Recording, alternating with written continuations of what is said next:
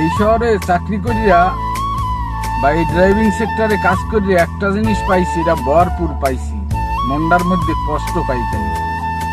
যখন আত্মীয় স্বজন একটা সমস্যায় পড়ে ফোন দেয়, চাইলেই যাইতে পারি না, বা নিজের ডিউটি থেকে ফাঁক থাকে না, বা দেখা যায় এমনও সময় হয়ে যায় সারাদিন পরিশ্রম করার পর শরীরে আর এনার্জি থাকে না যে কারোর সাথে যাই 10 মিনিট কথা কই।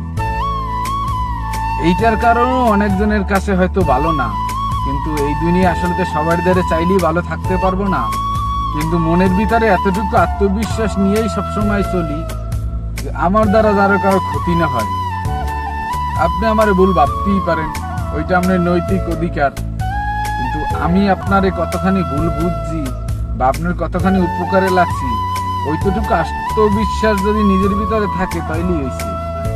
এরপর কেডা কি কইল ইয়া বাবার সময় নাই, আর ওই দেখতে জীবন চলবে না।